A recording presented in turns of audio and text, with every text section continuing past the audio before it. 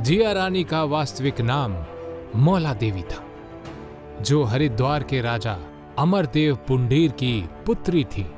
सन 1192 देश के कुछ भागों में दुर्दांत तुर्कों का शासन स्थापित हो गया था, मगर हरिद्वार के पुंडीर राजा अगले 2 साल तक अपनी स्वतंत्रता बचाने में सफल रहे।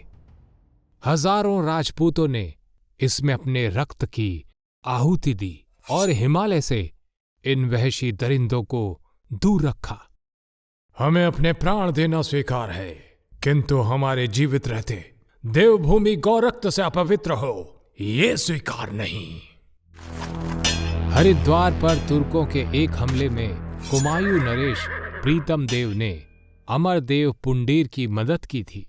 इस घटना के फलस्वरूप दोनों की घनिष्ठता इतनी बढ़ गई कि राजा अमरदेव पुंडीर ने अपनी पुत्री मौला देवी उर्फ रानी जिया का विवाह राजा प्रीतम देव से कर दिया। राजा प्रीतम देव उम्र में मौला देवी से काफी बड़े थे, जिस वजह से मौला देवी अपने पिता और प्रीतम देव से खुश नहीं थी।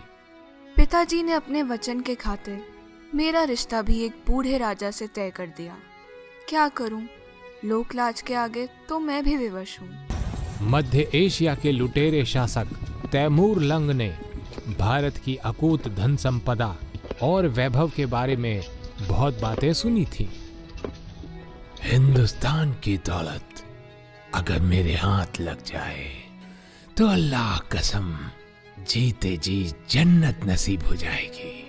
और हाँ, काफिरों के खून से होली खेलने पर अपने लोगों की वाहवाही मिलेगी, वो अलग। उस समय दिल्ली में तुगलक वंश के निर्बल शासक राज कर रहे थे। इस बात का फायदा उठाकर तैमूर लंग ने भारत पर आक्रमण कर दिया। 1398 में तैमूर लंग ने मेरठ में लूटपाट मचा दी। फिर उसने लाखों हिंदुओं का कत्ले आम किया।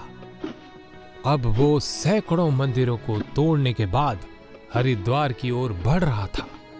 हरिद्वार में इस समय वत्सराज देव राज कर रहे थे। राजा तक ये खबर पहुंची कि तैमूर की मनहूस निगाह हिमालय की इस पवित्र भूमि पर पड़ चुकी है, तो उसे महसूस हुआ, तैमूर की विशाल सेना के सामने मेरी सेना कुछ भी नहीं। मैं भले ही जीत ना सकूं, किंतु आतंक के पर्याय तैमूर के मन में इतना भय तो पैदा कर ही सकता हूं कि पवित्र देव भूमि में प्रवेश करने का विचार भी उसके मन में ना आने पाए। तैमूर ने हरिद्वार क्षेत्र में भयानक नरसंहार किया।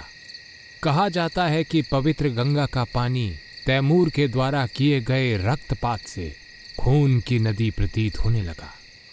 वत्सराज ने वीरता से तैमूर का सामना तो किया, लेकिन विशालकाय शत्रु सेना के रहते उन्हें हार का सामना करना पड़ा। लुटेरे तैमूर ने सेना की एक टुकड़ी को कत्यूरों के राज्य को लूटने की मंशा से पर्वतीय इलाकों में भेज दिया। जाओ और जम के लूट मचाओ, जीते तो यहीं जन्नत मिलेगी, और शहीद भी हुए तो क्या, वहां दूसरी जन्नत तुम्हारा इंतजार कर रही है। जाओ। जब यह सूचना जिया रानी को मिली तो उनका खून खौल उठा। इन लुटेरों से मुझे अपनी भोली भाली प्रजा को बचाना ही होगा, नहीं तो ये दुष्ट स्त्रियों और बच्चों को भी नहीं छोड़ेंगे। उन्होंने तुरंत इसका सामना करने के लिए कुमाऊं के वीरों की एक सेना का गठन किया। पहाड़ के शेरों, समय आ चुका है जब हमें अपने प्राणों की आहुति देकर भी अपने पवित्र स्थलों को बचाना होगा। हम रहें या ना रहें, देवभूमि पर इन नीच आक्रमणकारियों को पांव नहीं रखने देंगे। जय मां भवानी। नीच तैमूर की सेना और जिया रानी के बीच जिस जगह युद्ध हुआ उसे आज रानी बाग के नाम से जानते हैं। दोनों सेनाओं के बीच भीषण युद्ध हुआ। रानी के अभूतपूर्व शौर्य के सामने मनहूस तुर्क सेना टिक न पाई और भाग खड़ी हुई।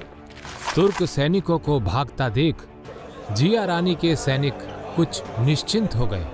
भारतीय परंपरागत युद्ध नीति के तहत उन पर दया दिखाते हुए उन्हें जीवित जाने दिया गया, लेकिन उन लोगों ने चालाकी से मौका देख अपनी सहायता के लिए एक और सेना की टुकड़ी बुला ली और हमेशा की तरह एहसान फरामोशी दिखाते हुए फिर से रानी के ऊपर हमला कर दिया। दुष्ट तुर्कों की चाल रानी समझ न पाई और विशाल तुर्क सेना द्वारा रानी की सेना के सर काट दिए गए। स्त्री का सम्मान करना इन लुटेरों की सभ्यता का हिस्सा नहीं था। जब हमलावरों ने उनका पीछा किया तो निहत्थी रानी को अपने सतीत्व की रक्षा के लिए एक गुफा में जाकर छिपना पड़ा। काश मैं निहत्थी और अकेली ना पड़ी होती तो चुन चुन कर इन दरिंदों को मजा चखा देती। रानी ने उन वहशियों को जब अपने निकट आते देखा तो उनकी वहशी आंखों में तैरती गंदगी को समझते उसे देर न लगी। बिना समय गंवाए रानी ने अपनी बलि दे दी। एक दंत कथा के अनुसार ये भी मान्यता है कि रानी ने उसी स्थान पर शिला का रूप ले लिया। वर्तमान में प्रतिवर्ष मकर संक्रांति के अवसर पर 14 जनवरी को चित्रशिला में सैकड़ों ग्रामवासी अपने परिवार के साथ आते हैं और रानी के जागर गाते हैं। इस दौरान यहाँ पर सिर्फ जय जिया का ही स्वर गूंजता है। लोग रानी जिया को पूजते हैं और उन्हें जन देवी और न्याय की देवी मानते हैं।